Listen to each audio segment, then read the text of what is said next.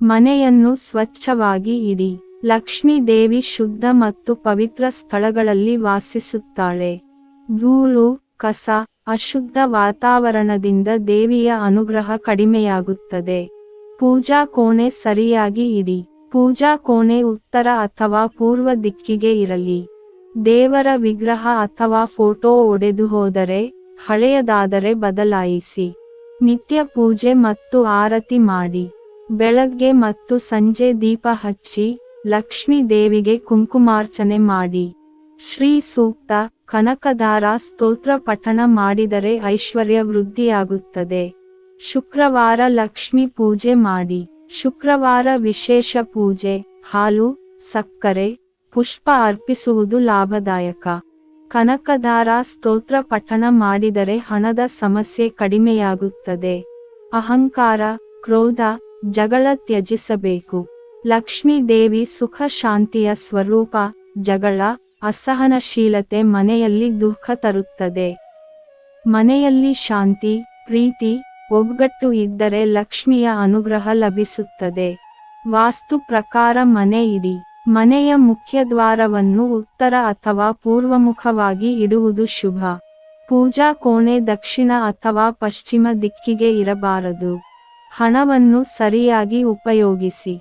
ದುರುಪಯೋಗ, ಅನವಶ್ಯಕ ಖರ್ಚು ಹಣದ ನಷ್ಟಕ್ಕೆ ಕಾರಣ. ಶಿಸ್ತುಬದ್ಧ ಹಣ ಬಳಕೆ ಆರ್ಥಿಕ ಸ್ಥಿರತೆಯನ್ನು ತರಬಹುದು.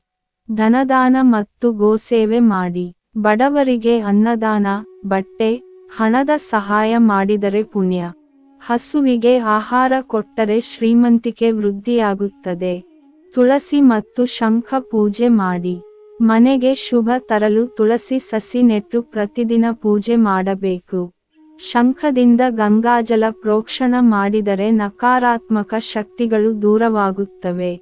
ಹಾಳಾದ ವಿಗ್ರಹ, ಒಡೆದ ವಸ್ತುಗಳು ಮನೆಯಲ್ಲಿ ಇರಬಾರದು. ಒಡೆದ ಕನ್ನಡಿ, ಒಡೆದ ದೇವರ ವಿಗ್ರಹ, ಹಳೆಯ ಹಾಳಾದ ವಸ್ತುಗಳನ್ನು ಮನೆಯಿಂದ ತೆಗೆದುಹಾಕುವುದು ಶ್ರೇಯಸ್ಕರ. ಪಾವಿತ್ರ್ಯತೆಯಿಂದ ಲಕ್ಷ್ಮೀ ದೇವಿಯ ಅನುಗ್ರಹ ಸಿಗುತ್ತದೆ. ಬೆಳಗಿನ ಜಾವ ದೀಪ ಹಚ್ಚಿ. ಪ್ರತಿದಿನ ಬೆಳಗ್ಗೆ ಮತ್ತು ಸಂಜೆ ದೀಪ ಹಚ್ಚಿದರೆ ಶುಭ. ಗೋಮಯ ದೀಪ ಅಥವಾ ತೈಲ ದೀಪ ಇಟ್ಟು ಆರತಿ ಮಾಡಿದರೆ ಮನೆಯಲ್ಲಿ ಶಾಂತಿ, ಧನ, ಐಶ್ವರ್ಯ ವೃದ್ಧಿಯಾಗುತ್ತದೆ. ಮನೆಯಲ್ಲಿ ಶಂಖ ಇರಿಸಿಕೊಳ್ಳಿ. ಲಕ್ಷ್ಮೀ ದೇವಿ ಶಂಖವನ್ನು ಪ್ರೀತಿಸುತ್ತಾಳೆ. ಮನೆಗೆ ಅಪಶಕುನ ವಸ್ತುಗಳನ್ನು ತರಬಾರದು. ಹಾಳಾದ ಗಡಿಯಾರ, ಒಡೆದ ವಾಸೆಗಳು, ಹಳೆಯ ಔಷಧಿ ಅಪಶಕುನ ತರಬಹುದು. ಮನೆಯಲ್ಲಿ ಹೊಸ ಮತ್ತು ಶುದ್ಧ ವಾತಾವರಣ ಕಾಪಾಡಿ. ಭಗವದ್ಗೀತೆ, ಶ್ರೀಮಹಾಲಕ್ಷ್ಮಿ ಸ್ತೋತ್ರ ಪಠಣ ಮಾಡಿ. ಭಗವದ್ಗೀತೆಯ ಪಾಠ ಮನೆಯಲ್ಲಿ ಆಧ್ಯಾತ್ಮಿಕ ಶಕ್ತಿ ಹೆಚ್ಚಿಸುತ್ತದೆ.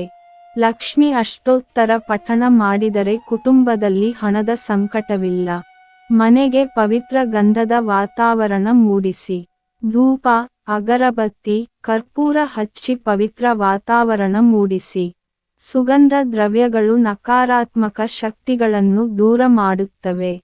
ಇದೇ ತರಹದ ಮತ್ತಷ್ಟು ವಿಡಿಯೋಗಳಿಗಾಗಿ ಪ್ಲೀಸ್ ಸಬ್ಸ್ಕ್ರೈಬ್ ಮಾಡಿ.